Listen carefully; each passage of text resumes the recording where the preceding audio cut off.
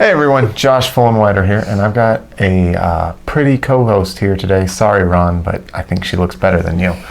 My wife, Rebecca, is here with me today, and she is the co-host for today's show of Fire Yourself. We're no longer the F Your Job podcast. We're the Fire Yourself, part of the Fire Legion. Anyway, I brought my wife on in particular because, well, one, she was convenient because she lives kind of close by. But two, the main reason I brought her on board is to discuss working with your spouse as a partner in a business. So, you all might not know this, but Rebecca was featured as a voice in the background in a previous episode, but this is her first official appearance. And I want to it's going to be more of an interview of me asking her questions, and she's not prepared for this because I didn't really tell her what was going on up until about 5 minutes ago. So anyway. Which is about typical. Yeah. So. But Rebecca, just for the people out there, can you tell us a little bit about your background, your business background, what you're doing now, that sort of thing? So you guys know a lot about Josh's background as far as working with rentals, and I really have been the support behind that. We did a lot of the fixing up together and things like that, but all the paperwork and financial stuff he got to do. So as far as working, I've spent a lot of time working in restaurants, started off Arby's fast food, ended up working at Perkins Restaurant and Bakery, and worked my way all the way up to the general manager position there, from starting off as a host. So I have a lot of experience in that area. After my time there, I worked with a program called the School to Work Alliance program, and we essentially help students that have mild to moderate disabilities on their journey to finding successful employment. And that can be career employment, that can be just kind of that entry-level jobs. It's really just focusing on transitioning them into the workforce, and that's where I'm currently working. As far as other things that we've done, I've been a Zumba instructor. It was one of my part-time jobs. I worked at Cold Stone with Josh for a while. He worked with me at Perkins as a maintenance person for a while. We worked for each other in different positions at the same time. Yeah, so not just together partnerships, but I was his boss at one point in time. He was my boss at another point in time. At home, I'm the boss, but he thinks he's in charge. And then, whether he admits it or not, this one time he tried to get me to sell makeup.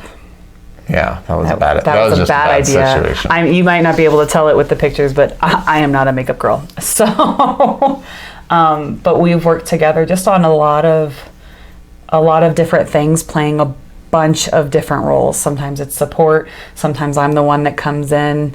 I'm the dream crusher often at the end of projects. When he and Ron did their new house build, I was the blue tape that walked in at the end and said, there's spots of paint missing here, there's concrete that got splattered on the siding here. So Josh went from really excited to, I hate you. Yeah, I appreciate you at the same time. With that, I'll just say that I went in with the blue tape before Rebecca did, and went through the whole house, and I found like 17 little things. And with any sort of new build, oftentimes you get a roll of blue tape and you stick it next to all the paint splotches that need to be fixed up, any like things like that that you see that just need to be touched up before you buy your brand new house. Mm-hmm. So I went through and I thought I was doing really thorough, and I found about 17 items.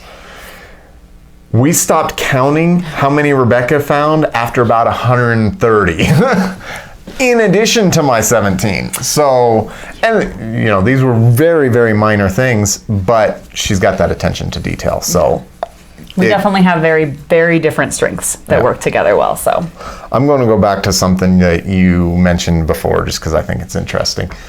You were a general manager at a Perkins restaurant. And I know you're terrible with ages, do you remember how old you were when you were offered that position? Oh, I do. Why don't you just answer it for me? What was I, 22, 23? You were 22 when you became a general manager of a restaurant. So, and how? I remember that I was young enough that when conflicts arose, the first question out of the customer's mouth was, or statement was usually, "Can I please speak to the real manager?" And it took everything in me to politely as I could say, "I am the real manager." Yeah. So that's how young I was. Yeah. So, I mean, you're not old by any means. You're only 37. So you had a whole career before your new career already. Mm-hmm. So anyway, so you were young for the position, but obviously you did it well right up until the Great Recession, and then you left that position and went over to BOCES, where you've become essentially a job coach, and helping people find employment and everything like that.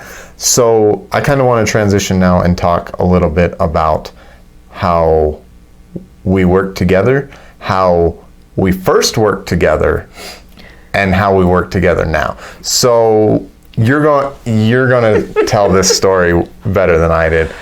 How did the first couple of projects we did together with rentals? How'd that go? Well, I'll start off by saying we have not separated since we've been married, which is very surprising after these first couple flips that we did. Something to know about Josh, especially when we first started working together, is he's a doer. Here's your task, get it done, do what I tell you, everything will be good, which is great. But for me, I want to understand what I'm doing, why I'm doing it, and I don't mind doing projects. I don't mind being a doer. But when we first started working together, we had never really had that conversation of what truly is our goal. And Josh and I were just coming at it from different places. I was coming at it from, this is what he wants to do, probably for a good chunk of our life at the time. For the rest of our life is really what I thought. He's going to want to buy houses and fix them and flip them. So I want to make sure that if he's not present, I can make good decisions. He was coming from it of the angle of, we need to get this done so we can rent these so we can start making money.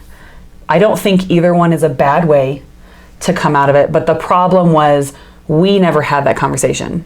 So, and Josh is a lovely tempered person now, but when we first got married, he was not afraid to express when he was frustrated with me.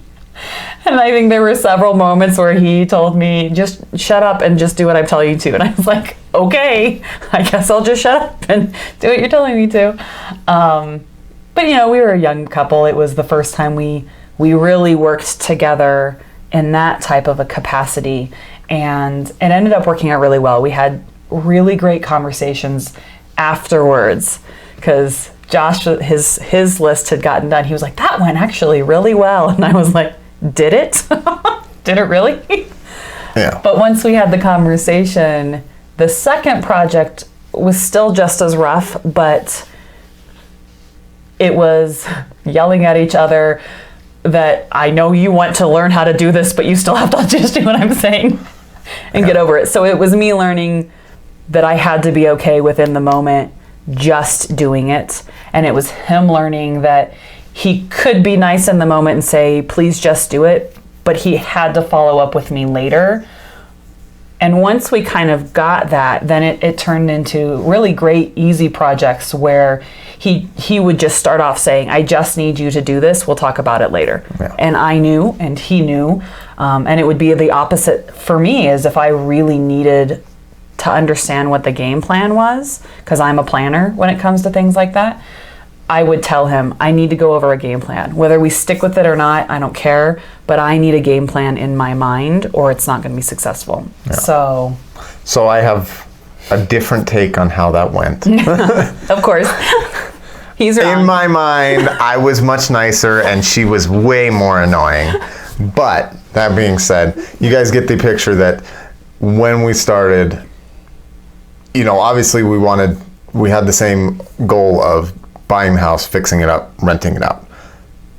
We had a different, but that wasn't, while that was the big goal, that wasn't the goal, your goal was to learn how to do it. You needed instruction. You wanted to learn both the hard skills of, how do we mud a wall? And why are we doing this before that? You wanted to know the soft skill of the project management side of it and the hard skill of what we were actually doing. Yeah. And where, for me, that slowed down the project itself so much that I could not verbalize it at that time. I just needed you to do it. So, but my goal was, we need to do this now and we need to do it quickly. And yours was, we need to do this and I want to learn what I'm doing, what the skills are. So, while we thought we were on this, beforehand we thought we were on the same page as to what our goal was, we really weren't, because there were deeper layers to that goal. So that progressed and we got better. Communication always existed. It just got nicer. It really did, because there were definitely just times yelling and cussing across the house about what we were supposed to be what we wanted each other to do. And especially when I'm doing physical labor, I get terse, especially after I've hit my thumb a few times with a hammer. Like, my temper is pretty much right there all the time. So I'm not even going to pretend that it was nice. But we came back. Once we got done with the project, like you said, we came back to it and we diagnosed a lot of things. And the second project went better. The third project went better, and the fourth project went better. Everyone got better. And she got better at doing her job. And he got better at communicating. Yes. I will say, though, the hard part for me was I had been a part of, whether it's been house projects that we were doing or things that I'd seen Josh do. We go into different modes certain times. And I had noticed that sometimes when Josh hits that let's get it done mode, that he knows where the beginning is, he knows where the end is, he knows what needs to get done in the middle, but doesn't necessarily think, well, we shouldn't paint the wall before we mud it. He knows it, but when he's in that let's just get it done, it's not always prioritized that way. And unfortunately, that's where my brain lives during projects. I'm plan it and lay it out and let's see how everything fits so we can fill those gaps and coordinate the way we need to. So while we didn't have anything major that came up, like, painting before you drywall, there were little things that I thought, wouldn't this have been easier to do it at this point in time? But oh gosh, I don't want to say anything because he's gonna get so mad at me because he told me to do it. So I think we ended up seeing the benefit to both of our ways and found truly a happy medium of, I could just come and say, I don't know why we're doing this before we do this, but if that's what you want me to do, I will. And sometimes he'd say, I know it's stupid, but I want you to do it that way. I have my reasons. Okay. And other times he'd say, well, I didn't think about that. And we'd switch how we were doing things. So I know for me in particular, and this took a lot of us talking things through at the end of it, and we do a much better job at this, is that for me in particular, it is, my temper is shorter when I don't have a clue what I'm doing. So when I'm trying to figure things out while in the middle of a project,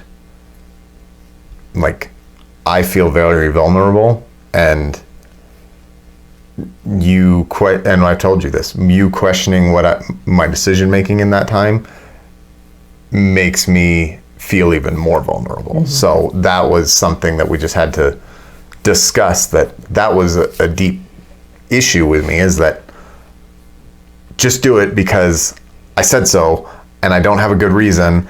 I just need you to do it because I don't have another option. If you're questioning this, you better have a better option, because this is it. This is the best I came up with. Yep. So, and now we did several rentals, a flip together. Now we're doing a new project, and which has presented its own set of challenges over the time. How do you feel that's going so far? Maybe not the project ourselves, but working with a partner. Other. So I actually think that we did really good. Something we talked early on about was that we wanted to be equal. And then as we started doing things, we found out that it was better to, while we're still equal partners on it, to essentially select a lead in certain areas. And so essentially the way that this started was Josh wasn't working at the time that we really started getting into all the Drip Bar paperwork and moving things forward. I was still working my full-time job. And so I had told Josh, I said, you just need to communicate with me. If there's something that you really need, you have to communicate that with me. And at one point in time, he said, there's all this paperwork. I just don't know, Rebecca. And I said, okay, I got paperwork. I'm lead on paperwork. Great. And then our initial orders with all of these vendors, Josh just went cross-eyed and he was like, I don't know who I'm ordering from what or where or why or how or any of that stuff. And we always kept each other included on the emails, but overall, I only slapped his hand once because he responded on one of my emails about orders. And I was like, don't you respond. You don't know what's going on. You just responded the wrong thing. Stop it. He goes, I'm sorry. I won't be helpful. I said, please don't. And so, but I think that this project it really has worked out great for us. We communicate separately with just each other on things that we need to. We check in on, do you want me to send the email or do you want to send the email on certain things? And then we just have leads. So like marketing, I'm not a part of it really until they send something to say, look this over. And if I have comments, I communicate those to Josh and he'll tell me, for example, they sent the one for the website and I said, there's a bunch of things on here. Do you want me to tell you? Or do you want me to just send them a message directly? She took the blue tape to the website. I took the blue tape. I found one thing. I didn't like one thing on that page, and she found 20. I had to make a video to show them all the things that I found on this website. But yeah, so as far as us working together, it's worked out really, really well. Even sometimes, with ordering orders, he's helped me because I just want everything here now. I don't care if it's here for 7 months, waiting to be put in the store. It brings me anxiety not to have things. And while Josh is similar in the sense that he wants everything here, he doesn't want it here for 7 months, and he understands. It's everywhere, and it's like we started with a closet designated. So this is way off on a tangent. We started with a closet, our hall closet. We designated as the closet. So out come all the winter jackets and they go into our personal closet. The vacuum came out of there. Everything came out of there and we start, stacking it in there. So the other day, all the big stuff from the Container Store started showing up. And already the closet was a little bit overflowing. It had kind of spilled into the living room. And then, so there's still some stuff in the living room. Now she's like, I think she's trying to get me out of the bedroom and she's trying to give me some hints here that she doesn't want me living here anymore because it's like piled up along my side of the bed here. And I'm like, well, I hope I don't die in the middle of the night by tripping over this, if I get up to pee or something. So it's everywhere. So the other day we have this storage unit that's almost empty because we got stuff in it to move, some big items that just couldn't be at the house. So it's almost empty because the flooring's been moved out of there and there was just a fridge in there. I'm like, well, if we get that out of there, we could close it. And then we found out we could put, our contractor asked to put some stuff in it. So no big deal, that goes in there now. But there's still a lot of room in there. I'm like, hey, Becca, we could, take the stuff that's piled here on the side of my bed and keeping me from having a good night's sleep because it looks like a little ghost just hanging out up there because it's piled so high. He's dramatic. I'm like, we could take that and move it to the storage shed. She said no. I don't That was know the that. end of the discussion. I had this great, Not true. I had this great not true. argument about how we could move everything over there, and her response was no. Now, I will say that later on, there was more to this discussion later, and she explained her position. But initially, it was no. No. All right. So, but I want to As go long back. as we both know that I'm right. Yeah. So. I want to go back to something you said here about, being equal partners. Now, we each own 50% of the business. We've had several conversations about who's going to be lead at various times in there. But what you touched on is that equal doesn't mean doing you're both doing the same things, or Correct. you're both doing the same amount of things at the same times. So, with that, I spent 6 months on researching the business, putting together a business plan, obtaining financing, managing the budget, getting contractors, getting the architect, finding a place to lease. Did you even look at the place before I signed the lease? Before? Yeah, I went in. I didn't remember. We did a tour together. Okay. He did, in case he hasn't told you this, he did buy a house without telling me once, though, and literally just made me sign the papers. So that's not uncommon for him. I don't. Yeah. So it wouldn't be the first time she didn't see a place. But I did see this one. We went and we toured it, and Okay. So, I would say 80 to 90% of that front end work I did. Mm-hmm. Now, now we're in the opening phase, and I'm now going back to work, and we're opening the business at the same time, which is super stressful. Not a good idea. Don't do it, guys. But I'm doing it anyway. So we're in this phase and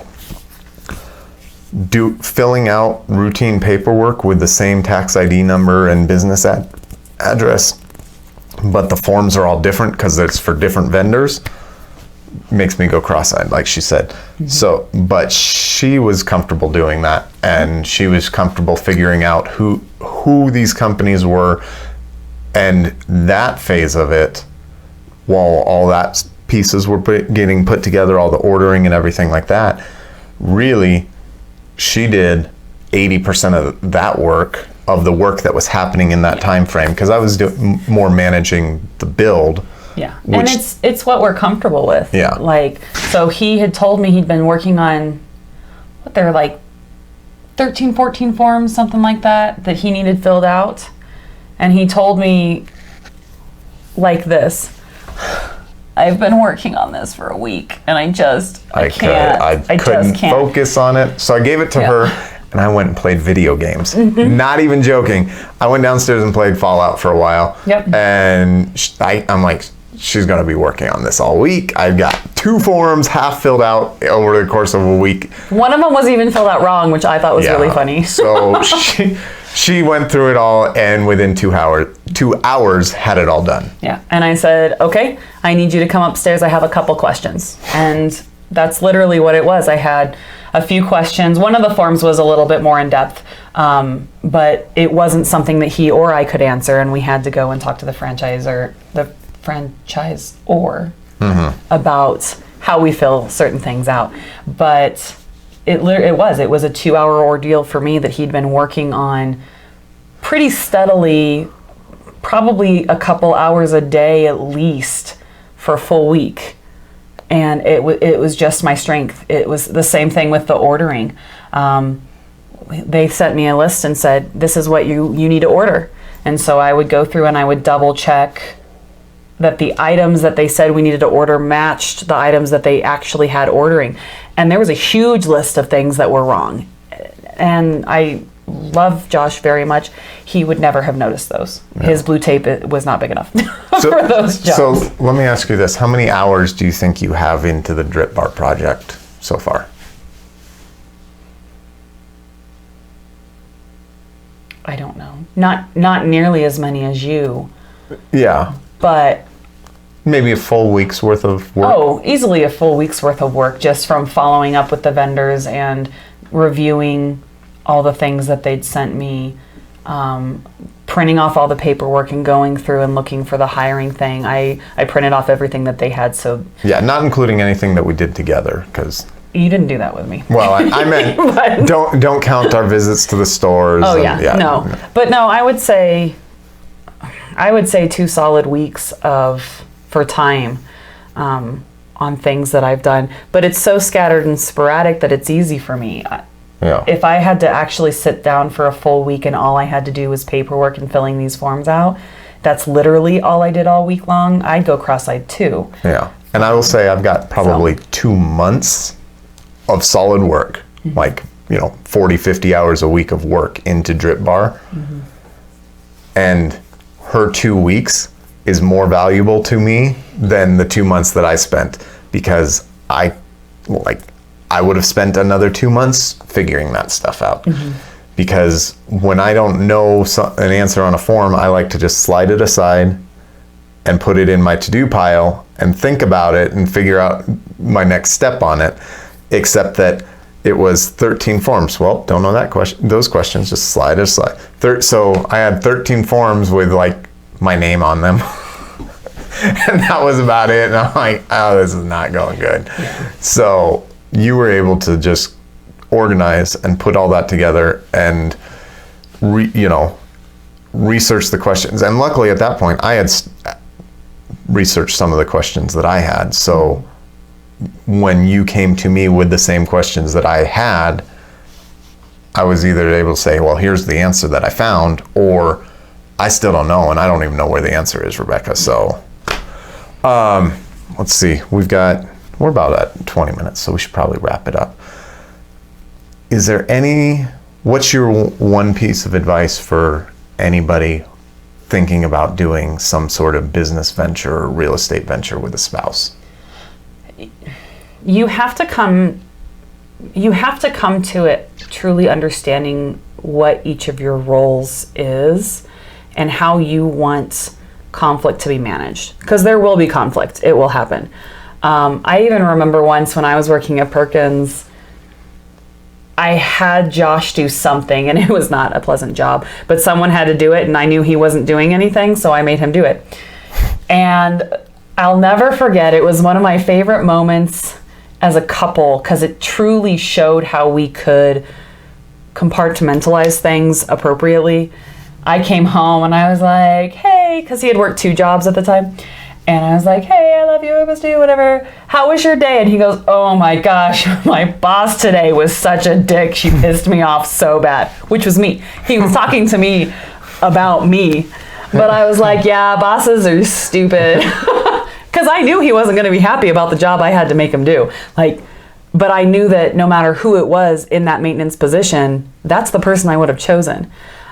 So you have to figure that out. You can't take home stuff to work. You have to be almost 2 separate people.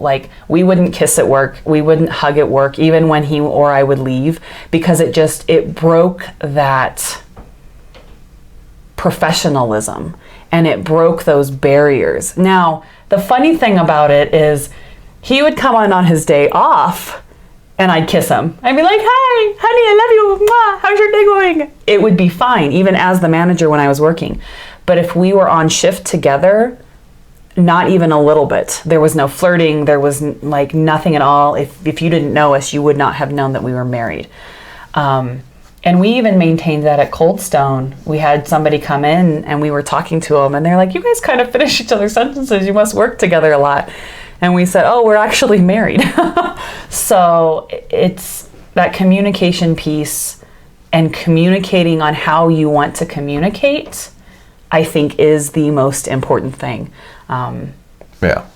I will say, you are going, if you're planning on working with your spouse on something like this, you can have all sorts of plans put in place as to how you're going to divide up tasks, tackle projects, how you're going to communicate with each other, how things are going to go, and you will not be prepared for the first big stress.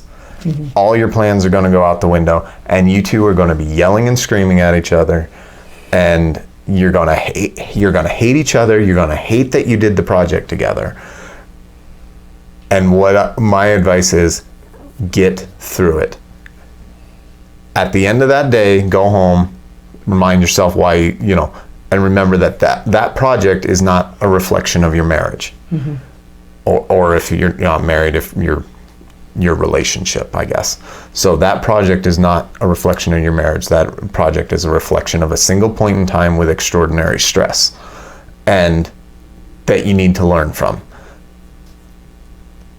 And if it's a long project, like some of our projects took 6 months to do, and the business obviously will be longer still. Once you're done with that project, or if it's to a point where you step back from the initial hard work of a project, you need to give both of you need to give yourselves time to decompress and come back off your edge, and then spend time together as if you're dating again, where you're trying to reconnect, because it is very stressful at times. And if you don't give yourselves that opportunity to reconnect as a couple following working together, it will destroy your relationship. You can't just work together. Yeah.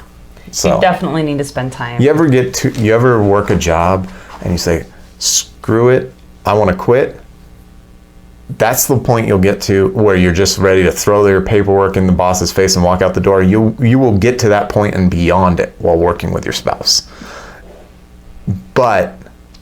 And you need to understand that you can quit the project, but don't quit your relationship, I guess is my point. And have grace with each other. Be supportive, be understanding.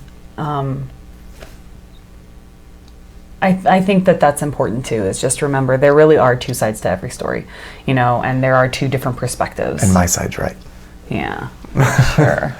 So, but I mean, sometimes a tiny thing can blow up because of no other reason than you're pregnant and hormonal, or no other reason than you just had a really bad day, or you're hungry. You're hungry, or you feel bad because things aren't going quite right, and you put so much pressure on yourself that, I've done this to my family. I know Josh has had that conversation to me before. He is the entrepreneur. I am very supportive.